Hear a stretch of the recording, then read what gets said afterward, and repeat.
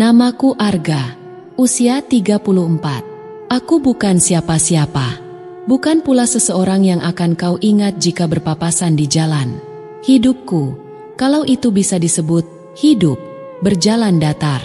Seringkali malah terasa seperti bertahan, bukan benar-benar hidup. 3 bulan lalu aku kehilangan pekerjaan di Jakarta. Perusahaan tempatku bekerja bangkrut, dan semua pesangon hanya cukup untuk bertahan 2 minggu.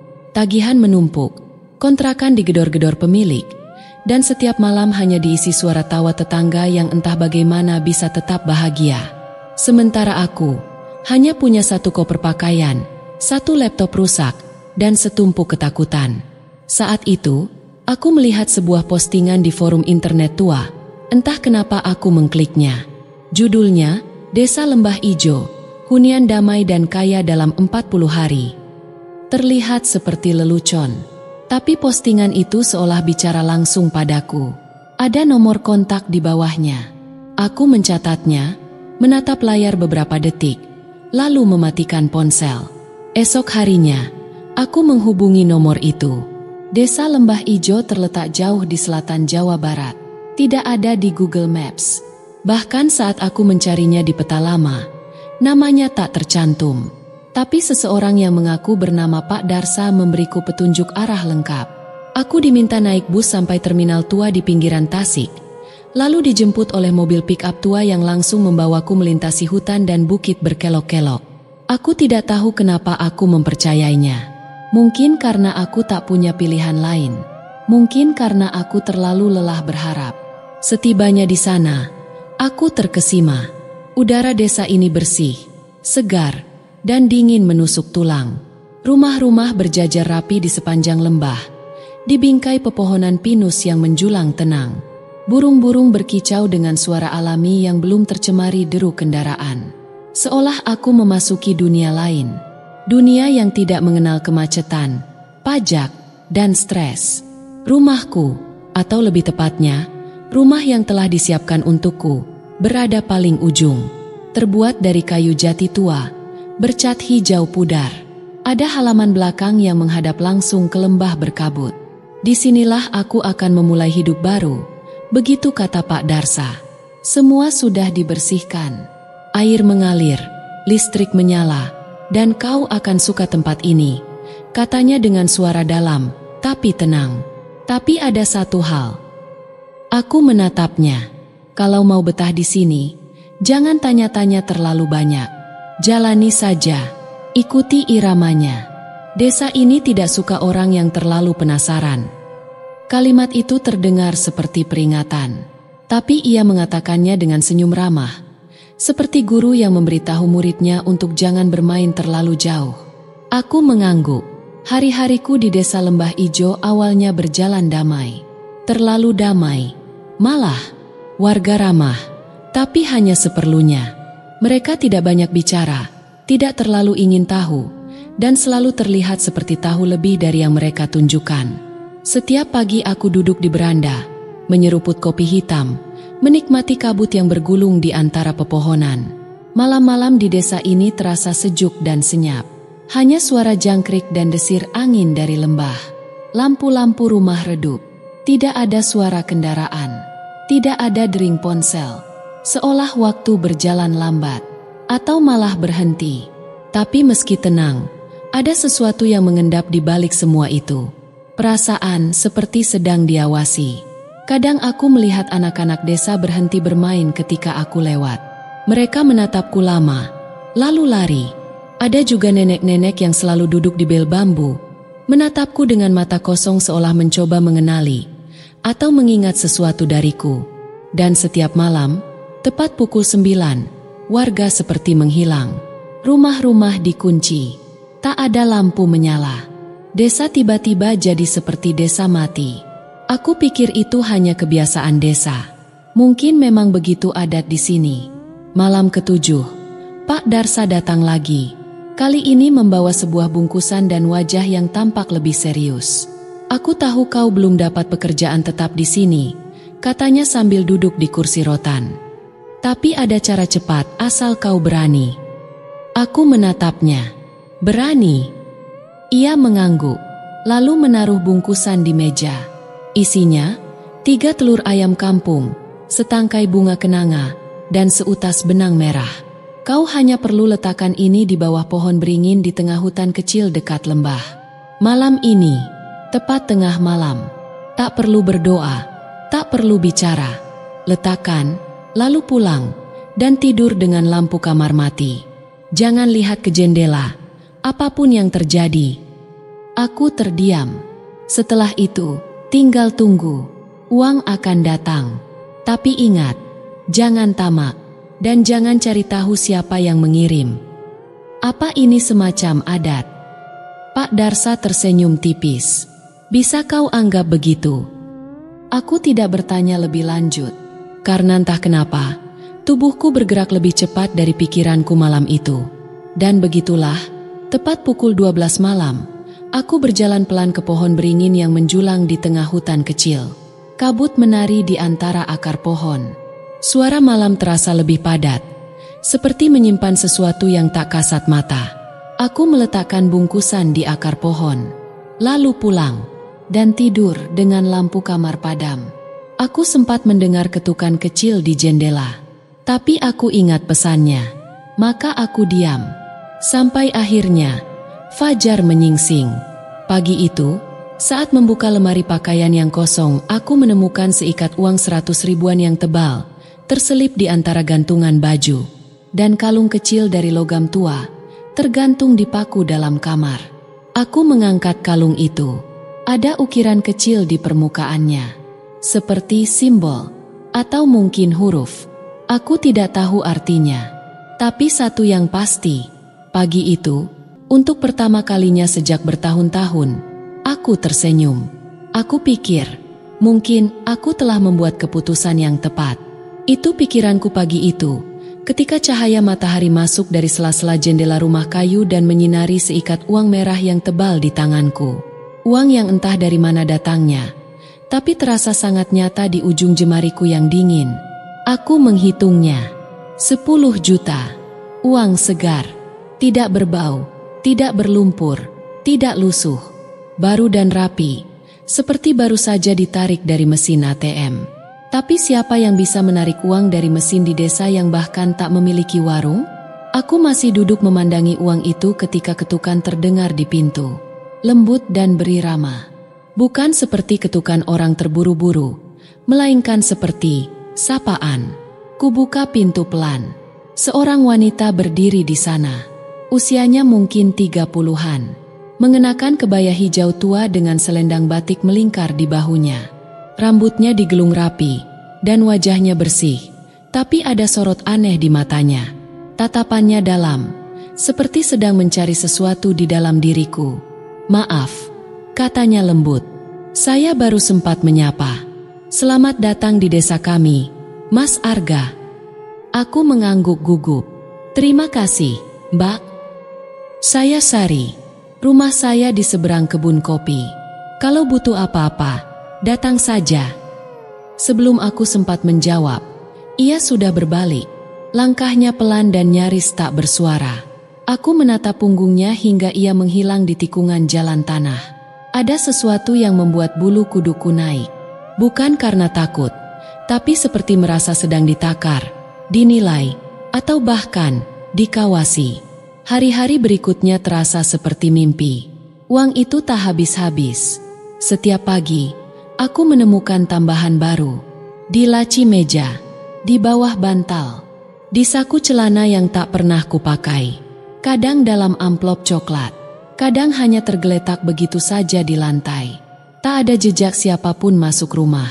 Aku mencoba membenahi hidup, membeli kulkas kecil, menyumbang sedikit ke masjid desa, bahkan membayar seorang tukang untuk memperbaiki atap rumahku yang bocor.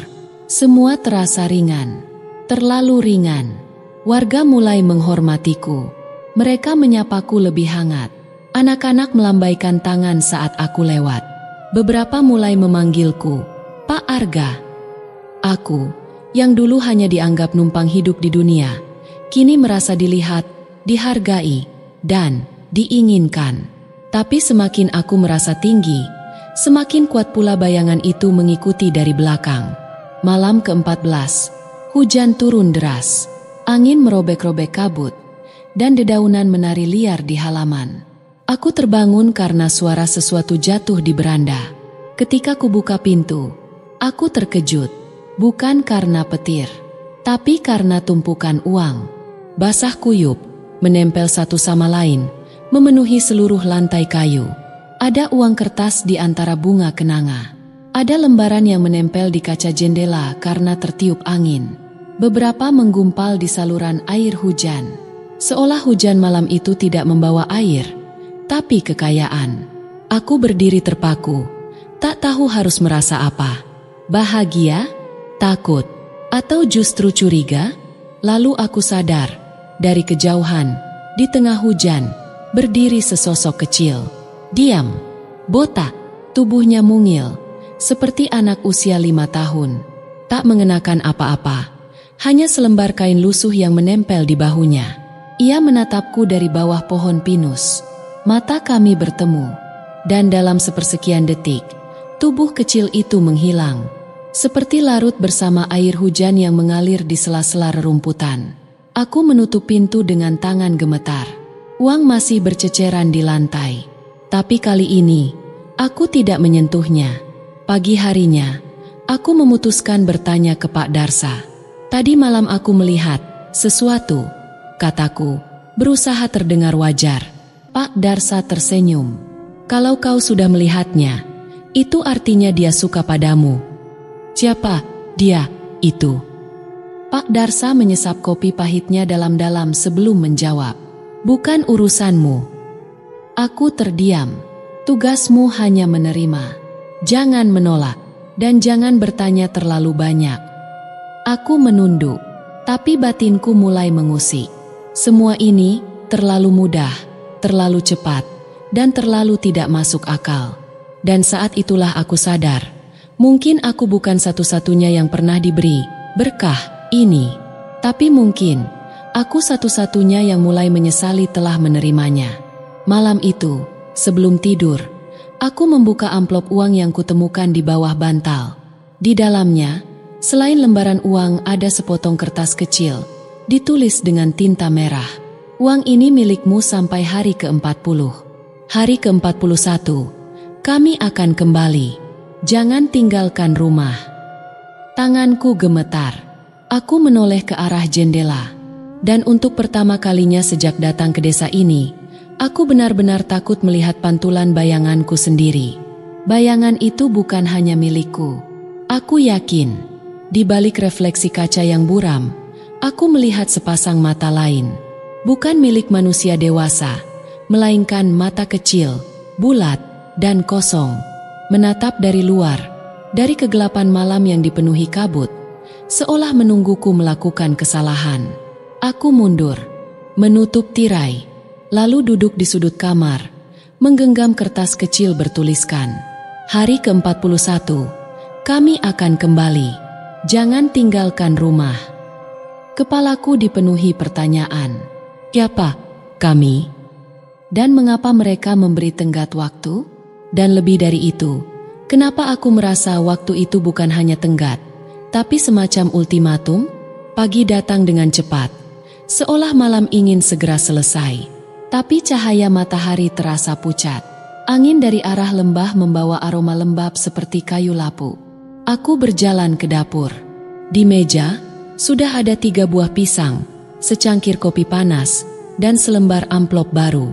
Aku tak menyiapkan apapun malam tadi, dan aku tinggal sendirian. Amplop itu putih, tak tertulis apapun di permukaannya. Tapi begitu kubuka, isinya tak lagi sekadar uang. Kali ini ada foto. Foto diriku, sedang tidur. Wajahku tampak tenang dalam gambar itu. Tapi yang membuat jantungku berhenti berdetak sejenak adalah, di sisi tempat tidurku, tampak sosok kecil berdiri.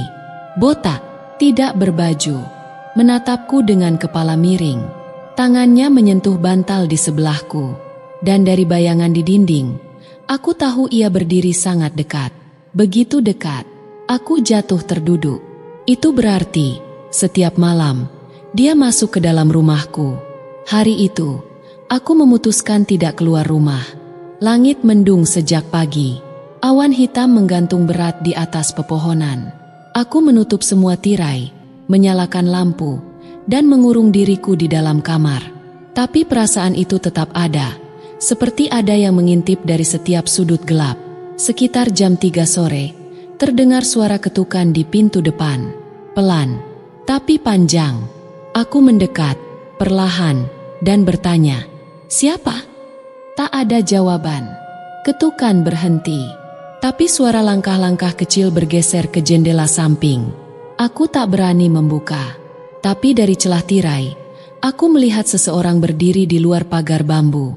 Bukan anak-anak, bukan Pak Darsa, bukan warga. Itu perempuan. Dia mengenakan kebaya hijau tua dan selendang batik. "Sari." Dia menatap ke arah rumahku, lalu berkata pelan, seperti bicara pada angin, "Mereka mulai menyukai aroma tubuhmu." Kemudian ia berbalik, melangkah menjauh, tanpa pernah menoleh ke belakang. Kalimatnya menusuk lebih dalam dari udara dingin yang merambat dari sela-sela papan rumah. Aroma tubuhku? Malamnya, aku tak bisa tidur. Aku duduk di ruang tengah, memeluk bantal, menyalakan lilin karena lampu tiba-tiba mati. Udara terlalu dingin, seperti menusuk sampai tulang. Jam menunjukkan pukul 11.45 malam. 15 menit menuju tengah malam. Aku terdorong untuk membuka buku catatan kecil dan mulai menulis sesuatu. Mungkin karena takut aku tak bisa bicara esok hari. Tapi sebelum aku menyelesaikan satu kalimat, terdengar suara kecil berlarian di langit-langit. Langkah mungil, cepat, liar. Aku menahan napas. Lalu suara itu turun. Bukan dari tangga, tapi dari atap, seperti merayap di dinding. Lalu berhenti di depan pintu kamarku. Pintu kamar berderit pelan, membuka dengan sendirinya. Tak ada angin, tak ada siapapun. Tapi aku bisa mencium sesuatu. Bau amis dan lembab, seperti baju anak-anak yang sudah lama dikubur lalu dibasahi hujan. Aku menggenggam kalung kecil, kalung yang dulu tergantung di kamarku sejak hari pertama. Kalung itu terasa dingin sekali, seperti menyerap semua rasa takutku. Dan saat aku menatap ke pintu yang terbuka perlahan, aku melihatnya. Sosok itu berdiri di sana, pendek, botak, dengan kulit pucat mengkilat. Matanya besar, hitam bulat. Ia tidak bergerak, tapi kepalanya sedikit miring ke kiri. Sama persis dengan di foto pagi tadi. Dan kemudian ia tersenyum. Bibirnya membuka pelan, seperti meniru gerakan manusia. Tapi senyumnya bukan seperti kebahagiaan, melainkan kesenangan, karena sesuatu yang sebentar lagi akan terjadi. Aku menutup mata, dan untuk pertama kalinya, aku menangis. Pagi datang seperti tamu yang telat undangan. Langit masih kelabu, dan semua terasa lebih dingin. Tapi anehnya, rumahku bersih, tak ada jejak siapapun. Pintu tertutup rapi. Lilin yang kubakar semalam masih utuh, tak terbakar sedikit pun. Aku memeriksa seluruh ruangan, tak ada satupun yang berubah. Tapi saat membuka pintu depan, aku melihat sesuatu tergantung di pagar bambu. Boneka kecil dari kain goni, digantung dengan benang merah. Wajah boneka itu kosong, tapi ada coretan pena hitam di dada. Hari ke-35, itu berarti 6 hari lagi. Hari ke-41 semakin dekat, dan aku belum tahu apa yang sebenarnya akan datang bersamanya. Kepalaku dipenuhi bayangan buruk, bahkan ketika ayam jantan mulai berkokok dan matahari merambat naik dari balik perbukitan. Tapi cahaya pagi itu tidak membawa kehangatan. Cahaya itu seperti bayangan terang yang hanya menyinari ketakutan yang lebih dalam. Aku tidak sanggup diam. Aku harus tahu lebih banyak tentang boneka, tentang tuyul, dan tentang desa ini. Aku memutuskan berjalan ke rumah Pak Darsa. Langkahku berat. Jalanan tanah desa masih basah oleh embun. Tak banyak suara, selain dedaunan yang bergesekan. Tapi setiap langkahku terasa seperti diawasi. Seperti ada mata-mata kecil yang menyusup di antara rumputan dan celah bambu pagar warga. Saat aku tiba di depan rumah Pak Darsa, pintunya terbuka sedikit. Tanpa diketuk, aku mendorongnya pelan dan menyapa. "Pak Darsa, ini Arga." Tak ada jawaban, tapi aroma dupa samar langsung menyergap hidungku. Di ruang tengah, kulihat Pak Darsa duduk bersila menghadap pojok ruangan. Ada sesajen di hadapannya, kembang 7 rupa, segelas air putih, dan seekor burung pipit mati. "Aku tahu kau akan datang," ucapnya tanpa menoleh. Jantungku mencelos. Ia menoleh perlahan. Wajahnya lebih pucat dari biasanya. Sorot matanya dalam, seperti menyelami sesuatu yang tak bisa kulihat. "Mereka sudah menandaimu," katanya. Lirih. "Itu berarti kamu dipilih."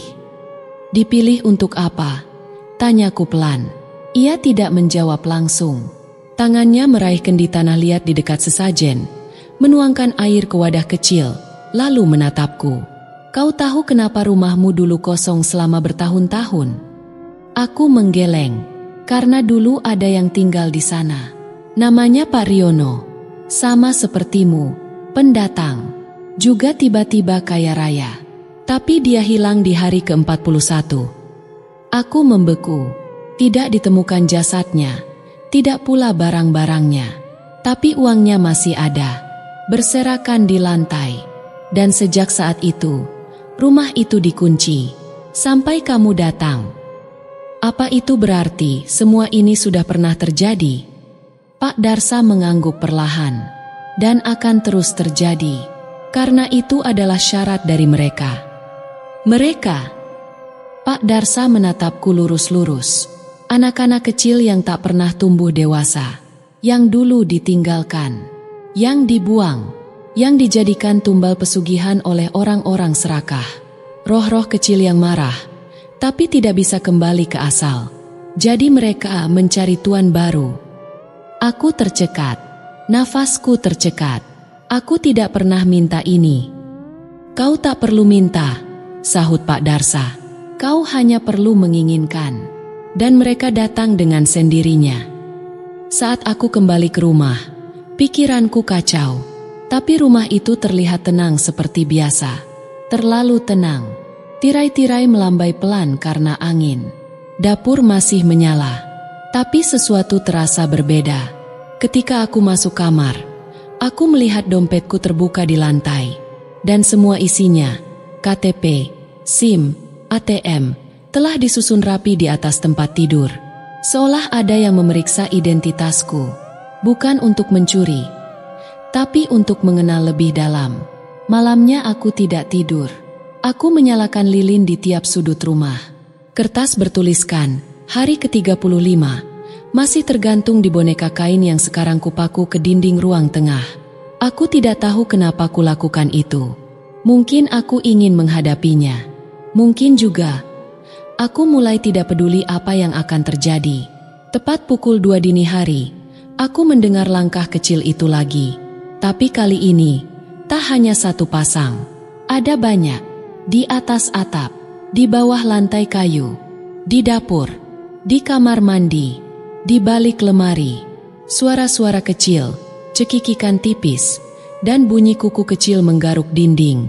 Aku menahan napas, duduk di tengah rumah, dikelilingi cahaya lilin. Dan saat aku melihat ke jendela, ada bayangan-bayangan kecil berlarian di luar. 10, 20, mungkin lebih. Mereka tertawa. Tertawa seperti anak-anak kecil yang bermain peta umpet di tengah malam. Keesokan harinya, aku mendatangi rumah Mbak Sari, perempuan yang pertama kali menyapaku. Aku ingin jawaban. Tapi saat tiba di rumahnya, aku mendapati rumah itu kosong. Jendela-jendelanya tertutup kain putih. Tak ada suara, tak ada aktivitas. Tapi yang membuatku hampir terjatuh adalah tulisan besar di dinding luar rumah itu. Ditulis dengan arang, "Warga di sini tidak pernah pergi." Aku mundur perlahan. Dadaku berdegup kencang. Dan ketika aku menoleh ke jalan setapak yang baru saja kulewati, aku melihat sesuatu yang membuat tenggorokanku tercekat. Di seberang rumah Mbak Sari, tempat di mana aku tak pernah benar-benar perhatikan sebelumnya, berderet rumah-rumah kecil, gelap, dan sepi. Tapi dari balik salah satu jendela, aku melihat wajah bocah kecil. tersenyum. Dan di belakangnya berdiri warga-warga desa yang beberapa hari lalu masih menyapaku ramah. Mereka berdiri kaku, wajah pucat, mata kosong, seperti patung yang diawetkan waktu. Dan saat aku sadar, aku mungkin satu-satunya yang masih hidup di desa ini. Kalimat itu berputar-putar di kepalaku saat aku melangkah mundur menjauhi rumah-rumah itu, menjauhi jendela yang memantulkan wajah-wajah kosong dengan mata yang tak pernah berkedip. Keringat dingin membasahi tengkuku, meski matahari telah tinggi di atas kepala. Tapi hawa desa ini tetap dingin, seperti sesuatu yang sudah lama mati tapi belum sempat dikuburkan. Aku berlari, tidak lagi peduli apakah ada yang memperhatikan atau tidak. Aku ingin keluar dari sini, meninggalkan semua. Boneka kain, anak kecil berkepala botak, dan tatapan penduduk yang seperti tidak berkedip semalaman. Jalan setapak yang menurun ke arah kota masih tampak jelas. Aku menyusurinya dengan napas memburu, melintasi kebun teh, melompati akar pepohonan yang mencuat dari tanah, dan menyeberangi jembatan kayu kecil yang menggantung di atas sungai. Tapi sesuatu terasa aneh. Semakin jauh aku berjalan, semakin hening suasana di sekitarku. Bahkan burung-burung yang biasa berkicau pun lenyap. Tak ada suara serangga, tak ada desir angin. Seolah aku telah memasuki ruang yang tak terikat waktu. Setelah hampir 1 jam berjalan cepat, aku melihat gapura kecil. Hatiku sedikit lega. Aku tahu gapura ini pintu keluar menuju jalan besar yang biasa kulalui saat pertama kali datang ke desa ini. Tapi saat aku mendekat, aku membeku. Gapura itu sama, tapi rumah di seberangnya, rumah mungil dengan pagar bambu dan pot gantung dari kalengket, itu rumahku. Aku kembali ke tempat awal. Kakiku lemas. Dunia seperti melipat dirinya sendiri dan membawaku berputar. Aku mencoba jalan lain, menyusuri arah sungai, melewati sawah, bahkan memanjat bukit kecil untuk mencari arah keluar lain. Tapi hasilnya selalu sama. Kemanapun aku pergi, aku selalu kembali ke depan rumahku sendiri.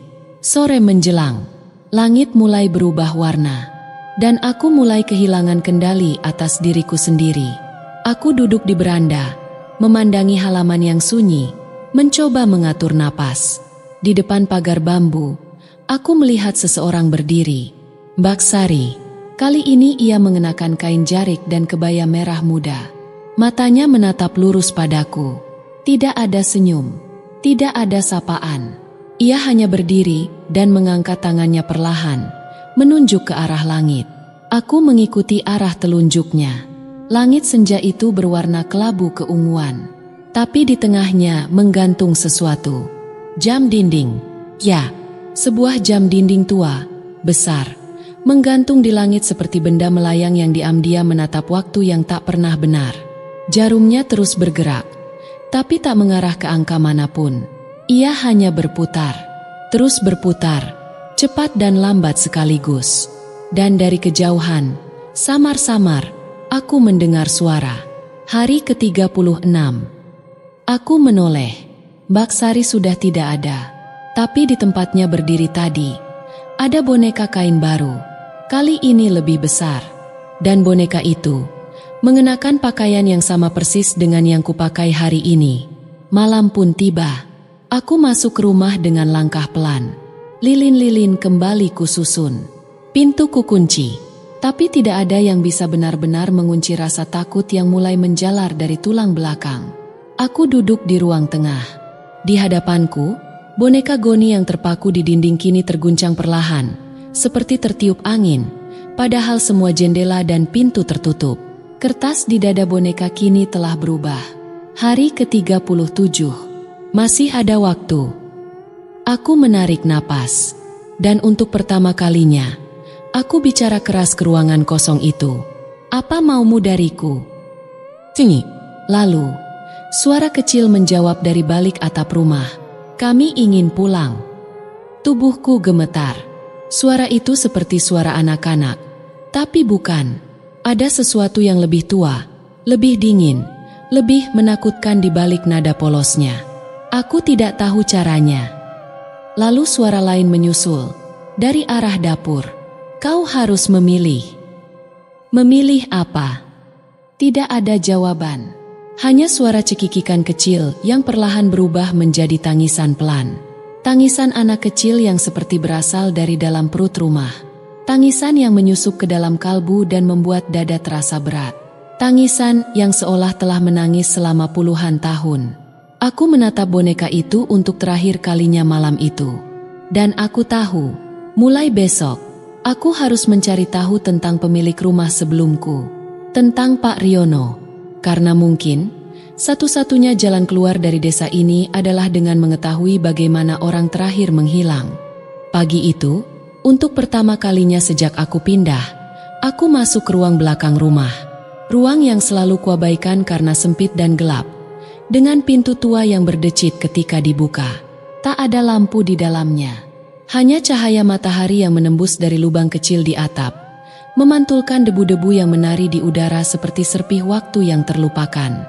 Di sana, di sudut yang nyaris tersembunyi di balik tumpukan kardus, aku menemukan sebuah peti kayu.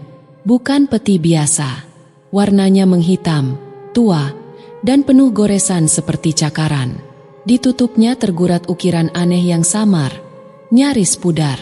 Tapi satu simbol masih jelas, gambar kepala anak kecil yang tersenyum, tanpa mata. Tanganku gemetar saat membuka peti itu. Di dalamnya, tertumpuk lusinan kertas tua, sebagian sudah mulai hancur. Tapi yang mencolok adalah satu buku kecil bersampul coklat lusuh. Buku catatan. Halaman pertama ditulis dengan rapi.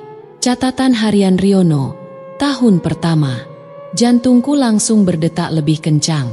Tanganku bergetar saat membalik halaman. Tulisan tangannya kecil, teratur, dan kalimat-kalimatnya terasa seperti bisikan dari masa lalu yang terlalu dekat dengan hari ini. Hari pertama, aku tak percaya akhirnya bisa punya rumah sendiri. Murah, luas, dan desa ini begitu tenang. Semoga saja keputusanku pindah ke sini adalah awal dari hidup baru. Hari kelima, seorang tetua desa datang diam-diam malam tadi. Ia menanyakan, apakah aku benar-benar ingin hidup berkecukupan. Tapi dia memberi semacam boneka kain dan menyuruhku menyimpannya. Aku menolak, tapi dia bilang, tidak semua orang bisa dipilih. Hari ke-12, uang datang. Tanpa penjelasan.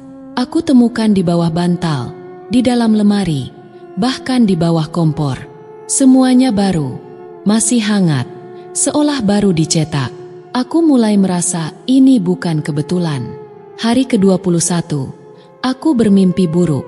Anak-anak kecil memanggil namaku. Mereka berlari di dalam rumah, tertawa dan bersembunyi. Satu dari mereka menempelkan wajahnya di kaca jendela dan berkata, "Kami masih ingat, kami belum pergi." Hari ke-31, aku mencoba keluar dari desa, tapi jalanan selalu membawaku kembali.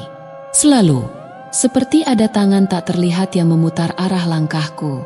Dunia luar tak mengenalku lagi. Hari ke-36, aku melihat mereka. Wajah-wajah kecil itu. Mereka tidak menakutkan, tapi juga bukan anak-anak. Mereka seperti bayangan yang lupa menjadi manusia. Hari ke-40, aku menemukan sesuatu. Ternyata pesugihan ini bukan soal harta. Ini adalah siklus. Orang yang dipilih akan menggantikan yang sebelumnya. Rumah ini adalah tempat menunggu giliran. Dan jika aku tidak mengirim orang baru ke sini, aku akan tinggal selamanya bersama mereka. Hari ke-41, aku. Halaman itu sobek. Tidak ada lanjutannya. Aku memejamkan mata. Nafasku berat. Tenggorokanku tercekat. Jadi, begitulah caranya. Bukan hanya soal pesugihan, tapi pengganti. Seolah rumah ini adalah tempat berpindahnya tuan. Dan setiap tuan harus menebus keberuntungannya dengan menjadi bagian dari siklus yang tak bisa diputus. Aku menatap boneka yang kini duduk di rak dapur. Pagi ini, kertas di dadanya berubah lagi. Hari ke-38. Kamu semakin dekat. Malam itu, aku menyalakan semua lampu, tapi kegelapan tetap merayap. karena cahaya tidak bisa mengusir yang tidak tinggal di bayangan. Aku duduk di depan meja makan, menatap pintu ruang belakang yang terbuka sedikit. Angin dingin masuk, membawa bisikan. Dan dari sana, muncul sosok anak kecil. Ia tidak berbicara, hanya menatapku. Tapi ada satu hal yang membuat tubuhku kaku. Ia mengenakan baju tidur berwarna kuning dengan nama yang tertulis di dada kecilnya. Riono. Aku nyaris tak bisa bernapas. "Kenapa kau di sini?" bisikku. Tanpa sadar, anak itu hanya memiringkan kepala. Perlahan, ia menunjuk ke rak dapur, tempat boneka itu biasa diletakkan. Tapi kali ini bonekanya hilang. Dan aku tahu, boneka itu bukan benda. Itu adalah wujud penanda. Penanda siapa yang sedang berada dalam masa menunggu. Dan malam itu, aku sadar, sekarang akulah boneka itu. Tubuhku gemetar saat kenyataan itu menggantung seperti kabut di atas kepalaku. Aku bukan lagi tamu di rumah ini. Aku bukan lagi orang luar. Aku adalah bagian dari sistem, bagian dari lingkaran. Boneka, bukan dalam bentuk kain, tapi dalam arti yang lebih dalam. Jiwa yang digantungkan, menunggu giliran usang. Tapi tidak, aku tidak akan menyerah pada takdir yang dijebak. Aku tidak akan menjadi seperti Riono. Malam itu, di tengah suara serangga yang mendadak hening dan ketukan samar dari langit-langit rumah, aku membuat keputusan. Aku akan memutus siklus ini, apapun risikonya. Keesokan paginya, aku berkeliling desa. Tak banyak yang bisa kulihat selain rumah-rumah kayu tua, jalanan tanah yang sepi, dan penduduk yang selalu menatap tapi tak pernah menyapa. Semua seperti lukisan hidup yang diam dalam bingkai. Namun di sudut desa, aku melihat satu rumah yang berbeda, tertutup rapat dengan pintu berlapis dua. Catnya mengelupas dan atapnya tertutup lumut. Tapi yang menarik adalah pohon randu besar yang tumbuh di sebelahnya. Pohon yang sama seperti yang kulihat di mimpi beberapa malam lalu. Pohon dengan akar menggantung seperti jemari tua yang meraba tanah. Seorang perempuan tua duduk di bawahnya, mengenakan kerudung hitam dan memegang tasbih.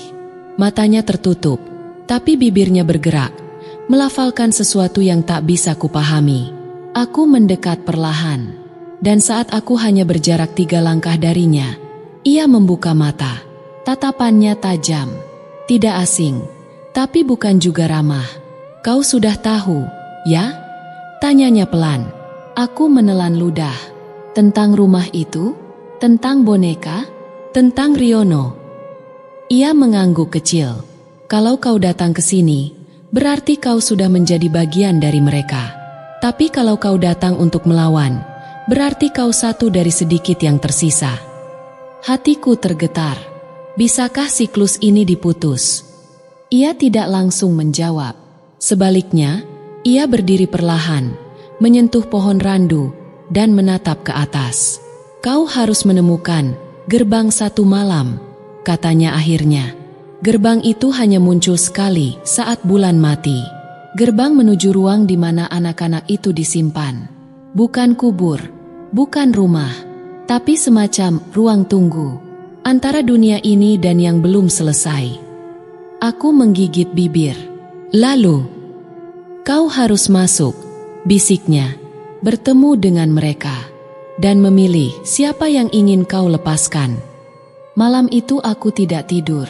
Aku menunggu, dan benar saja, saat pukul 2 lewat sedikit, langit desa menjadi kelam total. Tak ada bintang, tak ada bulan. Angin berhenti, dan di belakang rumahku, di tempat di mana dulu ada pohon pisang kecil, tiba-tiba tumbuh kabut. Kabut itu memadat, mengulur, lalu membentuk lengkungan. Sebuah gerbang.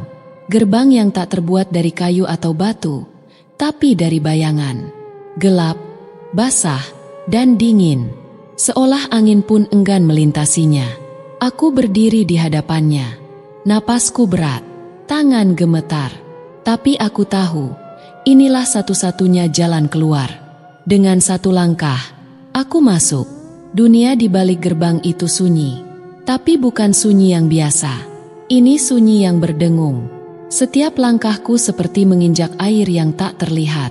Kabut menghalangi pandangan, dan suara seperti gumaman anak-anak mengalir dari segala arah. Dan di sanalah mereka, anak-anak itu, duduk berjajar di atas barisan tempat tidur rotan. Puluhan, mungkin ratusan. Mereka semua menunduk. Tapi saat aku mendekat, satu persatu mulai menoleh. Wajah mereka datar, mata mereka kosong. Tapi setiap kali aku melihat mereka, rasanya seperti menatap versi kecil dari diriku sendiri. Tiba-tiba, salah satu dari mereka berdiri. Anak kecil dengan baju kuning. Wajahnya pucat, tapi tersenyum kecil. "Ino." Ia menatapku dengan mata yang sekarang tampak lebih hidup dari sebelumnya. "Jika kamu ingin keluar," katanya lirih, "kamu harus menggantikan kami dengan sesuatu." Aku gemetar. "Sesuatu apa?" Ia menatapku dalam. "Keikhlasan." Lalu ia menunjuk ke belakangku. Aku menoleh dan mendapati boneka Goni berdiri di ambang gerbang yang barusan kutinggalkan. Tapi kali ini, boneka itu bukan aku. Boneka itu menyerupai wajah ibu kandungku.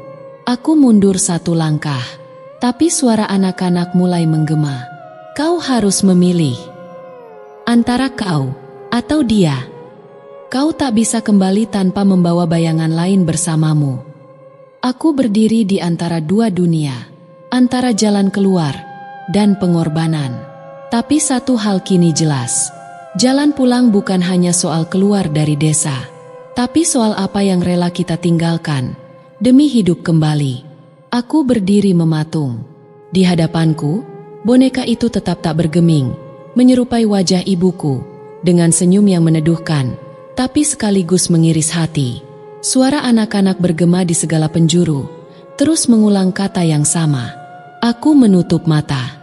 Aku mencoba mengingat wajah asli ibuku, suaranya saat memanggil namaku dari dapur, caranya menyentuh bahuku saat aku merasa gagal dalam hidup.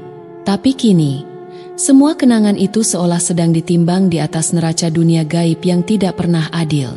"Tidak," bisikku, "kalian tidak bisa. Kalian tidak boleh pakai wajah ibuku." Langkahku goyah, tapi gerbang di belakangku perlahan mulai menyempit. Kabut yang membentuknya berputar cepat, seperti pusaran yang sedang memilih, apakah aku akan kembali atau tetap tinggal bersama mereka. Salah satu anak mendekat. Suaranya lirih, tapi jelas. "Jika tak memilih, kau akan tetap di sini, menunggu, seperti kami, selamanya." Aku mulai berteriak, tapi suara itu hanya menggema kembali ke arahku. Tak ada kemarahan dalam suara anak-anak itu. Tak ada paksaan. Tapi justru itu yang membuatnya jauh lebih mengerikan.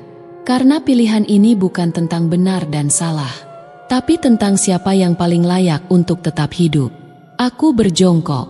Di hadapanku, boneka itu tiba-tiba membuka mata. Ia bicara dengan suara ibuku sendiri. "Anakku, aku tahu ini bukan kehendakmu. Tapi jika hidup harus dibayar dengan kehilangan, maka biarkan aku yang menebusnya." Tangisku pecah.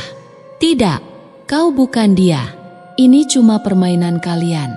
Ini cuma..." "Lihat aku," katanya lagi. "Lihat baik-baik." Dan untuk sesaat, aku merasa benar-benar melihat wajah ibu. Penuh kasih, tidak takut, tidak marah, hanya pasrah. Aku memalingkan wajah.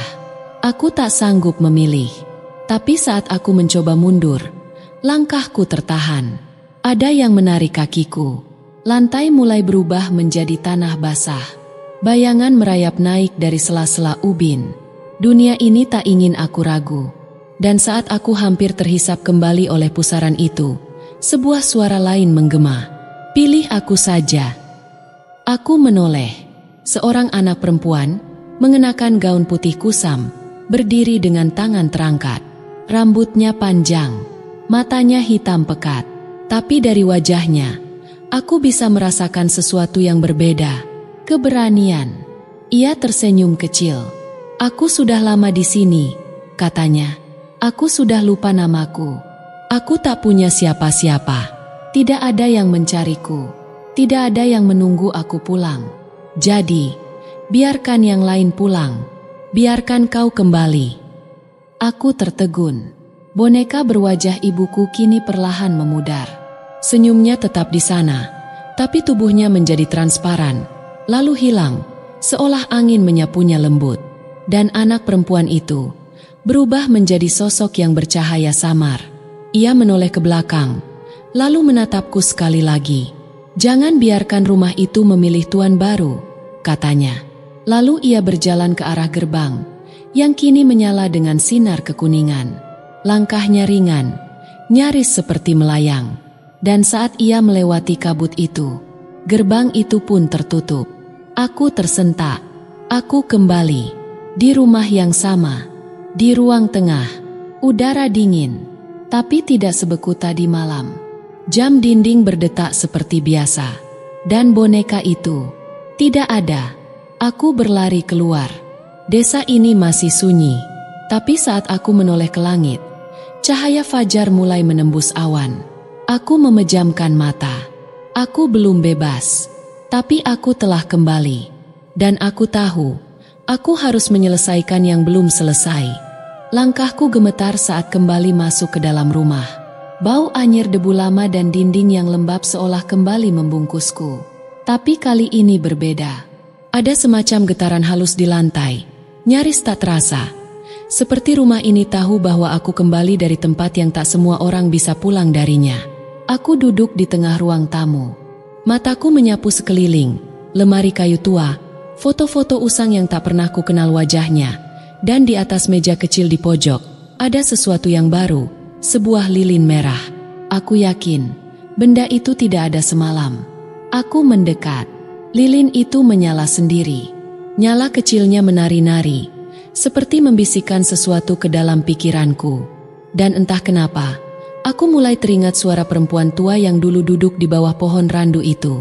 Gerbang hanya boleh dibuka sekali, dan tak boleh lagi. Tapi bagaimana aku bisa menyelesaikan semuanya? Jika satu-satunya jalan untuk menghentikan kutukan ini justru ada di balik gerbang itu? Hari demi hari berlalu, tapi bayangan anak-anak itu tidak pernah hilang dari pikiranku. Setiap malam aku terbangun dengan napas terengah.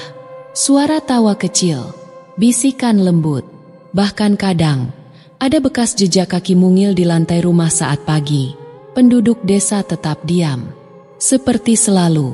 Tapi ada satu yang berbeda. Setiap kali aku lewat di depan rumah mereka, beberapa dari mereka mulai menyentuh daun pintu 3 kali. Suatu isyarat atau peringatan. Mungkin mereka tahu aku sudah masuk. Mungkin mereka tahu aku pulang bukan sebagai orang yang sama. Dan sore itu, saat matahari hampir tenggelam, aku kembali ke pohon randu. Perempuan tua itu masih duduk di sana. Tapi kali ini, ia menatapku sebelum aku sempat menyapa. "Kau sudah memilih." Tapi mereka belum selesai. Aku duduk di tanah, menunduk dalam diam, lalu memberanikan diri bertanya, "Jika aku ingin menghentikan ini, semuanya, apakah aku harus masuk lagi?" Perempuan itu tidak menjawab. Ia menghela napas panjang, lalu berkata, "Yang masuk 2 kali, tak pernah kembali dengan cara yang sama." Kalimat itu menggantung seperti pisau di udara. "Lalu bagaimana menghentikan siklusnya?" Tanyaku lagi. Ia menatapku dalam-dalam, lalu mengeluarkan selembar kain kecil dari balik selendangnya. Kain itu kuning pudar, penuh simbol aneh dan rajutan benang merah membentuk-bentuk seperti mata tertutup. "Kubur ini di bawah rumahmu, tepat di mana gerbang itu pertama muncul. Jika kau bisa mengunci bayangan yang keluar dari sana, maka gerbang itu tak akan pernah bisa terbuka lagi." Aku mengambil kain itu dengan hati-hati. Dan kalau aku gagal, ia memejamkan mata. "Kau akan jadi penjaga berikutnya. Kau akan tinggal, menggantikan anak yang kau bebaskan." Malam itu aku tidak nyalakan lampu. Hanya lilin merah itu yang kutaruh di tengah rumah. Dengan skop kecil, aku menggali tanah lantai di pojok dapur, tempat kabut dulu muncul. Setelah beberapa sentimeter, aku temukan sesuatu keras. Bukan batu, tapi potongan boneka. Separuh wajahnya tertanam di tanah. Matanya hilang, tapi bentuk senyumnya masih jelas. Seolah tertawa karena aku kembali ke titik yang sama. Aku letakkan kain kuning itu di atas boneka. Mulutku komat-kamit membaca doa yang diajarkan ibu sejak kecil. Kata-kata yang mungkin sudah lama tak kudengar dari siapapun. Tiba-tiba, lilin merah itu padam. Angin dingin menerpa dari bawah tanah. Dan dari luar rumah, terdengar suara langkah kaki kecil. Banyak, berlarian, berputar. Lalu diam tepat di depan pintu. Aku tidak bisa bergerak. Jantungku berpacu cepat. Pintu depan rumah bergetar 3 kali. Suara kecil berkata, "Kau tak seharusnya mengubur kami." Aku terdiam di dapur, dikelilingi dingin yang bukan berasal dari cuaca, tapi dari dimensi lain. Dan malam itu, aku tahu, gerbang akan mencoba terbuka sekali lagi. Dan jika kali ini gagal, mereka akan membawaku. Aku berdiri terpaku di sudut dapur. Tangan masih menggenggam sekop. Tanah di bawahku masih terbuka. Dan kain kuning itu mulai bergetar. Seperti ditarik dari dalam. Seolah sesuatu di balik lapisan dunia ini sedang marah karena dikurung kembali. 3 ketukan itu belum berhenti menggema di pikiranku. Aku beringsut perlahan ke ruang tengah. Tak ada apa-apa. Tapi udara semakin berat. Rasanya seperti berdiri di dasar laut. Nafasku sesak, meski paru-paruku penuh udara. Tiba-tiba, pintu depan membuka, tanpa suara. Tak ada angin, tak ada tangan. Tapi pintu itu terbuka perlahan, seolah menyambut sesuatu yang sudah menunggu terlalu lama. Aku ingin menutupnya, tapi langkahku tak mau bergerak. Hanya mata yang bisa melihat. Dan di ambang pintu, berdiri anak-anak itu. Tapi kali ini, wajah mereka tidak lagi teduh seperti dulu. Senyumnya tak lagi polos.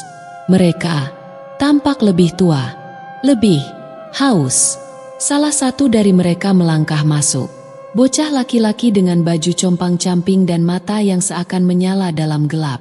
Ia menunjuk ke arah dapur. "Kau tidak mengubur yang seharusnya dikubur." Tubuhku bergidik.